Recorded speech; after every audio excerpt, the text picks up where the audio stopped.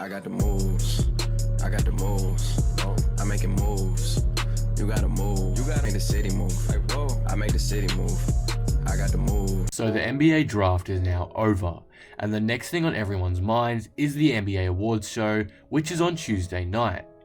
This is where us NBA fans will find out who has won what award, but the main attraction of this night is of course the MVP. With the 3 top finalists in each category being released, I'll be looking at them and deciding who is going to win out of the 3.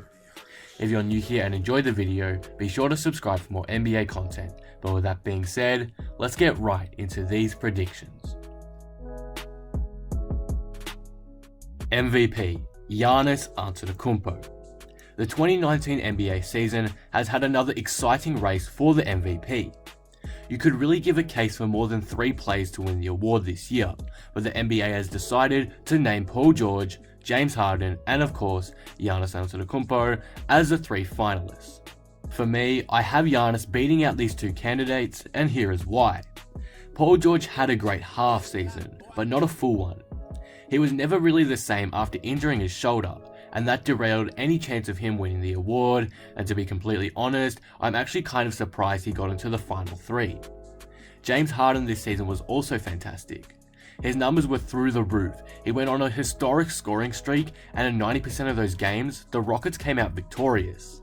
He single-handedly took the Rockets from an appalling start to their season to a home court seed for the playoffs. His regular season was absolutely phenomenal, but personally, I just don't see it being enough to beat Giannis's campaign. Giannis was phenomenal this season, averaging over 27 points and 13 rebounds. He looks like he's slowly becoming a better shooter. His inside game is almost unstoppable too. His defense is also amazing, so good that he's even qualified for the Defensive Player of the Year award. He led the Bucks to a 60-win season. He is the definition of a valuable player.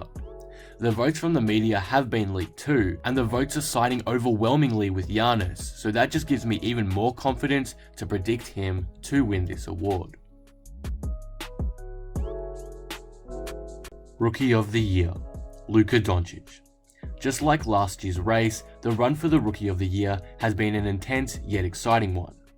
There have been 2 standout candidates, just like last year's, and one rookie who had a brilliant season, but it just won't be good enough to win the award.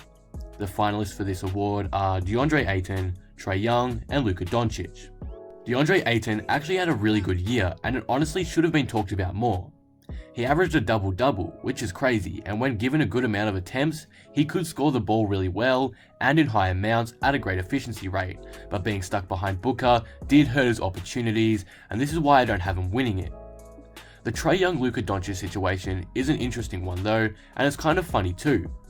These 2 players were traded for each other on draft night, and in my opinion, these guys are the top 2 candidates for the award. Trae Young had a rough start to his NBA career, that's for sure. After struggling immensely in his first 2 months, after being called a bust numerous times, after barely playing 20 games, Trae lifted, and all of a sudden, he was dominating. He finished his season averaging around 22 or 23 points per game. There was even a stretch of 4 or 5 games where he was averaging 30. It was awesome to see. The Hawks went from being the biggest losers in the draft day trade to winners in just a span of 2 months. Trae Young showed NBA fans why you should never judge a player too early. But overall, I don't think it'll be enough to knock Doncic off his throne. Ever since Doncic stepped foot on an NBA court, he's been brilliant, and many are comparing his rookie greatness to LeBron James's rookie year. Doncic was very nearly an all-star in his first season. He was the number 1 option on a Mavericks team. He proved to everyone how good he really is and hushed his doubters. Overall, this race comes down to Doncic and Young. But since Luka never seemed lost on the court and never really struggled like Trae did at some points, I just have to give him this award. 6th Man of the Year, Lou Williams. This was a fairly easy award to decide on. Though the other candidates in this race had magnificent seasons respectively, nothing compared to Lou Will's. Domantas Sabonis was alright, he wasn't that good though, and Montrezl Harrell was probably the closest thing to Williams in performance, but again, no one could match Williams this season in this award. Coming off the bench, Williams averaged 20 points, 5 assists and shot over 42% from the field, and was arguably one of the most clutch players this past season. No disrespect to Sabonis or Harrell or anything like that, but Williams has got this one in the bag. He's had one heck of a season. Defensive Player of the Year, Giannis Antetokounmpo. One of the more interesting award races this year is the Defensive Player of the Year race.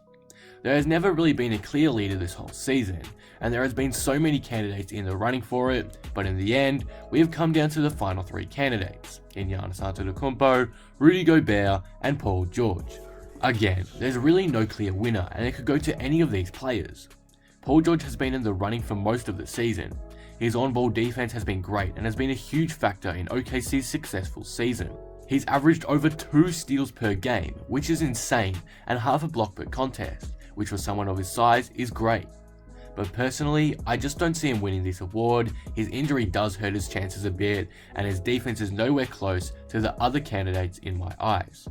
The next candidate is Rudy Gobert, and it's no surprise why he qualified for this award.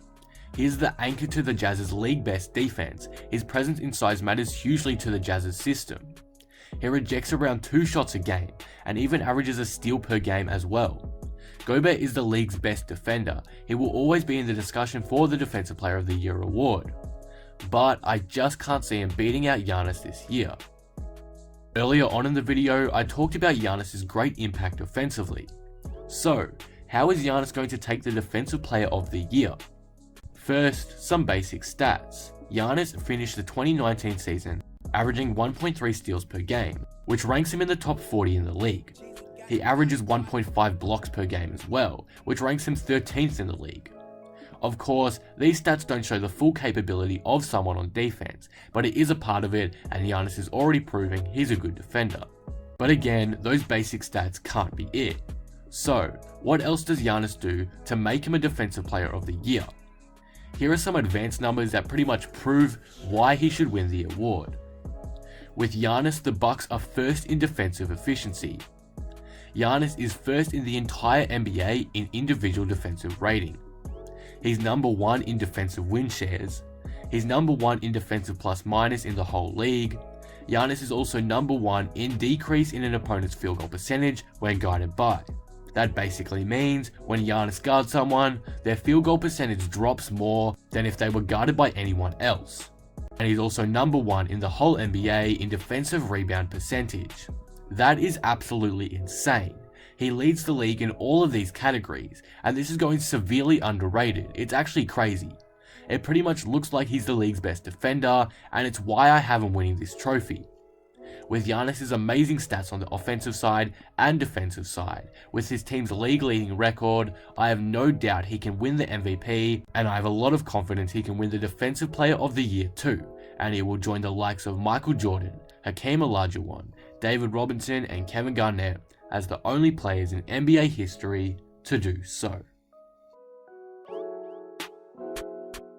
Most Improved Player, Pascal Siakam. The Most Improved Player race has been one of the closest this season, and definitely the most entertaining. It's always fun to see these young players have breakout seasons, and prove how good they really are. This season we saw these 3 players improve the most: D'Angelo Russell, De'Aaron Fox, and Pascal Siakam. Fox had a pretty good year in my opinion. He jumped from 11 points per game in his rookie year to 17 a game this season, which is phenomenal. He increased his assists by 3, he went from 4 a game to over 7, and his shooting splits have become even more efficient, regardless of the fact he took more shots. He shot 45% from the field this season, a 4% increase over the one prior. He also led the Kings to the 9th seed, which is pretty good for a sophomore season. D'Angelo Russell has had a great season too. After struggling in his first 2 seasons in LA, then injury slowing his development in his first year at Brooklyn, D'Lo finally broke out, and he did so in style. He averaged 21 points, 7 assists and 4 rebounds per contest in 2019, and shot at a pretty decent level too. He led the Nets to their first playoff appearance since the failed stint they had involving Garnett and Pierce, and it's overall been a fantastic breakout year for D'Angelo. but I just don't think the two great seasons of D'Lo and Fox are good enough to beat out Pascal Siakam's. Siakam was absolutely phenomenal this year. After a couple of below average seasons for the Raptors and some great G League moments, this season he found a big role on the Raptors, and he dominated. He averaged 17 points and 7 rebounds this season, 10 points higher than last season, and 3 rebounds more. He also shot over 5 more attempts per game than last season, yet stayed extremely efficient.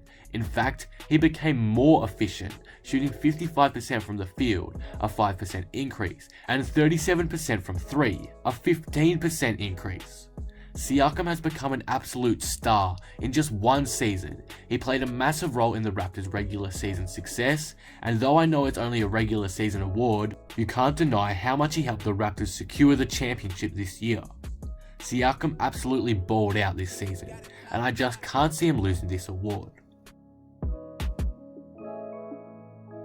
Coach of the Year, Michael Malone, Denver Nuggets. The Coach of the Year award was definitely the hardest for me to choose from. The 3 finalists all had great coaching seasons respectively, but I think I'm gonna have to say that Michael Malone of the Denver Nuggets wins it for me. The other candidates are Doc Rivers and Mike Budenholzer. Doc Rivers did have a good coaching season. There were 0 All-Stars on his team, yet he led the underrated Clippers to a playoff appearance, proving for the moment that they were still the best team in LA. Again, he did a good job with the basic roster he had, but I don't think he should win due to the fact the Clippers were seeded so low at the end of the season. Now, this is where it gets hard. Mike Budenholzer led the Bucks to a 60-win season, improving hugely from last season. But the thing is, a similar thing happened with Michael Malone and the Nuggets. They missed the playoffs last season and then mightily improved this season, getting the 2nd seed in a loaded Western Conference. It's very tight between these two, but I just have a gut feeling that Malone will pull this one off. Again, this is very close, and I wouldn't be surprised if Budenholzer takes this one, but just the fact that the Nuggets didn't make the playoffs last season, then became a 2nd seed in just a year is incredible to me, and Malone deserves a lot of credit for that, considering the fact that his only All-Star was a first-timer this year.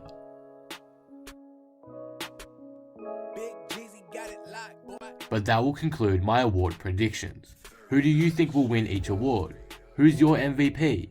Let me know in the comments below. If you enjoyed the video, be sure to drop it a like and subscribe. But with that being said, I am out.